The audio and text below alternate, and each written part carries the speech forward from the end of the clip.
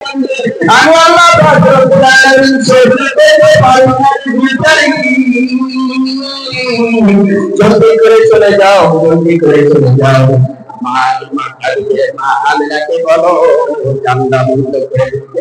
আমার হাবিব যখন দুনিয়ায় আসবে, যত আমার সৃষ্টি জীব আছে, সমস্ত সৃষ্টি জীব আমার কাছে দরখাস্ত করেছিল, আল্লাহ তোমার হাবিব যখন দুনিয়ায় আসবে, আমাদের সবাইকে দেখায়। এই ওয়াদা আমি সমস্ত মুখলুকাতের কাছে করেছিলাম, যার কারণে আমার হাবিব দুনিয়া আসার পর আমি আসি সারা পৃথিবীকে দেখানোর জন্য। আপনি ইব্রাহিম বলো আমরা আমি কিছু ফলের ভিতরে আমার সমস্ত মুখলুকাতকে দেখানোর পরে আমার ছেলে আল্লাহ ইব্রাহিম চলে আসলেন। জিবরাইল এসে বললেন, ও আমিনা কেন কান্নাকাটি করতেছে, কেন কান্দো, কি উদ্দেশ্যে কান্দো? তার কাঁদতে হবে না, কাঁদতে হবে না। আল্লাহ পাক রব্বুল আলামিন আমাকে আপনার ছেলেকে আল্লাহ পাক রব্বুল আলামিন ওয়াদা করেছিলেন মুখলুকাতের কাছে, যার কারণে আপনার ছেলে কিছুক্ষণের ভিতরের জন্য সমস্ত মুখলুকাতকে দেখানোর জন্য আল্লাহ পাক নিয়ে গেছে। কিছুক্ষণের ভিতরে আপনাকে পৌঁছায় দেবেন। সুবহানাল্লাহ। হযরত আমিনার কান্না বন্ধ হয়ে গেল। আমিনা শুধুমাত্র এটাই বর্ণনা করেন নাই, আমিনা বলেন আমার হাবিব, আমার নবী, আমার ছেলে এত সুন্দর ছিল, এত ভালো ছিল, এত সম্মান ছিল রে আল্লাহর বান্দা ছিল। হযরত আমিনা বলেন শুধু তাই নয়, অন্য মহিলার যখন সন্তান হয়, সন্তান হওয়ার পরে সমস্ত সন্তানগুলি হাও মাও করে কেঁদে উঠে থাকে। আমরা মানুষের বাড়িতে দেখা যায় সন্তান যার বাড়িতে হয় কিছু কিছু ক্ষেত্রে আওয়াজ শোনা যায়, ওই বাড়িতে হাও মাও করে কান্দে কান্দে নাই কান্দে, বোঝা যায় ওই বাড়িতে একটা সন্তান আছে নাই, এরকম একটা আওয়াজ শোনা যায়। হযরত আমিনা বলতেন আমার সন্তান মুহাম্মদুর রাসূলুল্লাহ যখন দুনিয়ায় আসলেন, আমি মনে করলাম এমন সন্তান আল্লাহ পাক আমাকে দান করলেন, যে সন্তান কোনো কথা বলে না, কোনো কান্নাকাটি করে না, কুকুর হয়ে শুধুমাত্র পড়েছে, পড়ে আছে। এবার আমিনা বললেন আমার কানটা তার মুখে কোরআন নিয়ে লাগায় দিলাম। আমরা বর্ণনা করেন, আমরা বলেন তার মুখে আমার নবী শিশু ছেলে ইয়া হাবলি উম্মতি ইয়া রাব্বি হাবলি উম্মতি বলে কান্দে, শুধুমাত্র উম্মতি বলে কান্দে। আল্লাহ পাক রব্বুল আলামিন দুনিয়ায় পাঠিয়ে দিয়েছেন আমার এই নবীর করতে আমরা কোনদিন আল্লাহর কাছে দরখাস্ত করছি না আল্লাহ আমাদের আখিরি নবীর উম্মত বানায়া দাও, আমরা কোনদিন আল্লাহর কাছে বলি নাই আল্লাহ তুমি আমাদের কাছে নবীর উম্মত বানায়া দাও। এত বড় সম্মানী নবীর উম্মত আল্লাহ পাক রব্বুল আলামিন আমাদেরকে বানায়া দিয়েছেন। সুবহানাল্লাহ। এত বড় একজন নবীর উম্মত হয়ে আর আমরা আজকে এই জলসায় আসতে পারি না, কি উপায়? এই তো আমরা এত বড় নবীর উম্মত, যে নবীর উম্মত ছাড়া জান্নাতের দরজার গেট খোলা হবে না, এত বড় নবী, আর এই নবীর উম্মত জলসায় আসে না ভাই, এর সাথে আর দুর্ভাগ্য নিজ দরজার কি হতে পারে? হ্যাঁ বলেন তো, এই মহল্লার ভিতরে অনেক মানুষ আছে, কেন জলসায় আসলেন না? আর যারা আসছেও আন্ডা বসার মতো, আন্ডা বসাচ্ছে, আন্ডা বসাচ্ছে না। আপনি ঘরে দেশে মুরগি বাতে দেয়, মুরগি বাতে দেয় না, মুরগি চেনেন তো হয় ভাই, মুরগি চেনেন, মুরগি চেনেন, মুরগি বাতে দেয় মানে অনেককে ডিম দিয়ে মুরগি বসায় দেয়, মহিলারা ভালো করে জানে। মুরগি বাতে দেওয়ার পরে যদি কোনো একটা ডিম মুরগির বাতের চারি মধ্যে থাকে, পাকার নিচে আসে নাই, এইগুলো কি আমার বড় থাকলে বাচ্চা উঠবে? বাচ্চা উঠবে না, কারণ ওম পায় না, ঠিক না? ওম পায় যার কারণে বাচ্চা ওঠে না।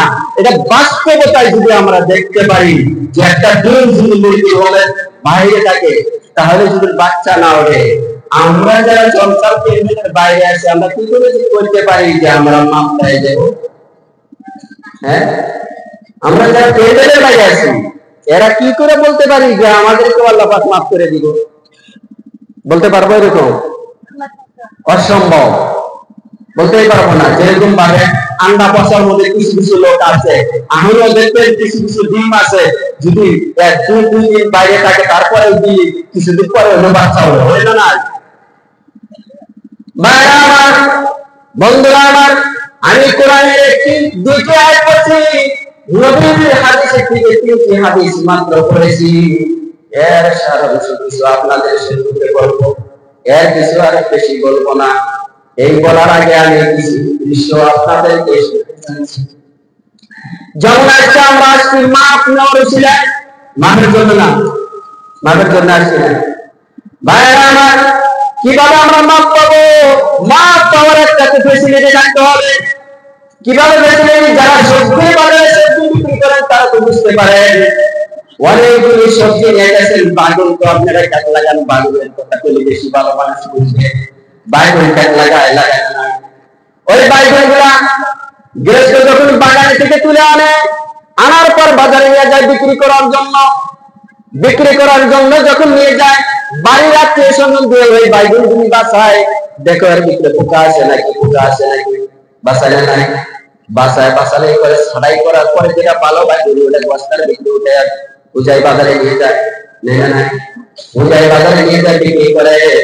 ওই জায়গার ভিতরে বিক্রি করার অবস্থায় যদি কোনো মানুষ দেখে বেলায় একটা বাগুনের ভিতরে একটা ফুল আছে, পুরা আছে, তাহলে ওই বাগুন কি দিব নাকি? কোনো সময় দেবো না। ওই বাগুন ডাকছে একটা বস্তার দিকে বানায় যদি বোঝা পাওয়ার পরে সেখানে বানায় আলা দিব না। এবার আমরা যদি আল্লাহর দরবারে মাপ চাইতে চাই, তাহলে আমাদের চেহারা পাল্টাইতে হবে, আমাদের সুরতকে পাল্টাইতে হবে। এরকম আল্লাহ পাক রব্বুল আলামিন যখন জান্নাতে দিবে, ওই জান্নাতে যাওয়ার টাইমে আল্লাহ পাক রব্বুল আলামিন ফেরেশতার মাধ্যমে আমাদের বাইগুন বাসার মতো বাছাই করতে থাকবে। যদি ভাই আমাদের ভিতরে পোকা থাকে তাহলে জাহান্নামে যাইতে হবে। আর যদি আমরা সঠিকভাবে ঈমান হয়ে আল্লাহকে বিশ্বাস করে আল্লাহর নবীর মহব্বত যদি অন্তরে নিয়ে সঠিকভাবে আমল করে আল্লাহর দরবারে যাইতে পারি, আল্লাহ পাক রব্বুল আলামিন পুরস্কার দেয়, বলবে এই বাইবেল গুলা এই মানুষগুলোর অনেক দাম, নিয়ে যাও, এদেরকে জান্নাতে নিয়ে এসো,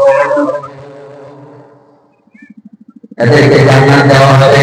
এর মাধ্যমে দেখেন যারা নাকি ওই পোকালা বাইবেল গুলা যে কোন বস্তার মধ্যে থাকে ভালো বাইবেলের মতো ওইরকম ভাবে বিক্রি হয়ে যায়, ভালো দামে বিক্রি হয়ে যায়, জুদামালা নিয়ে ওইরকম ভাবে বিক্রি করতে থাকে। ওই যতই দাম থাকুক, 10 টাকা 20 টাকা যাই দাম থাকুক, ওই দাম মোতাবেক পোকা আলাদা একটা বিক্রি হয়ে যায়। তাই আমার এই কথা উদ্দেশ্য হলো, আমরা যেহেতু দিনের চর্চার জন্য আসছি, বাইরে এখানে যদি এরা আসতো, একজন মিনিস্টার আসতো, তাহলে আমরা অনেক পোশাক করে আসতাম, সাজন পাজন করে আসতাম। আল্লাহ পাক রব্বুল আলামিন এত বড় একজন আল্লাহ পাক আমাকে বানাইছেন, আপনাকে বানাইছেন, সারা কায়নাতকে বানাইছেন। এই আল্লাহ পাক রব্বুল আলামিনের দরবারে আমরা এসেছি। এই ছবিগুলি আল্লাহ পাকের দরবারে যাবে যদি, আমরা ওই দিন হয়ে যাব আল্লাহর কাছে। আল্লাহ যদি ওই দিন জানতাম এই ছবিগুলো আল্লাহ আপনার দরবারে আসবে, ওই দুনিয়াতে জানি জানতাম আল্লাহ আপনি আল্লাহ ওরকম ভাবে শাস্তি আসতাম। আল্লাহ জানি না ভুল করেছি, মাফ করে দাও, মাফ করে দাও, মাফের করো ঢালে। এই দুনিয়ার মাধ্যমে যারা অপরাধ করার পরে আল্লাহ দরবার মাধ্যমে আল্লাহ রব্বুল আলামিন তাদেরকে মাফ করে দিবেন। আর যারা দেখি এই দুনিয়ার ভিতরে মাফ চাবে না, ওই কিয়ামতের ময়দানে যারা মাফ চাবে আল্লাহ পাক রব্বুল আলামিন জান্নাতের বান্দারে দুনিয়ার ভিতরে যাইতে আল্লাহ পাক কোরআন বলে দিয়েছিলাম। এত আলেম ছিল, আলিম ওলামা ছিল, কোরআন ছিল, হাদিস ছিল, তারা হাদিস থেকে কোরআন থেকে তোমাদের সম্মুখে কথা বলছে, তোমরা মনে করছো মিথ্যা কথা বলছে, আর তোমরা মনে করছো যে আলিমটা এরকম কয়ে থাকে। এইটা মনে করে দুনিয়ার ভিতরে আমাকে বিশ্বাস করো নাই, আমার হাদিসে বিশ্বাস করো নাই বান্দা।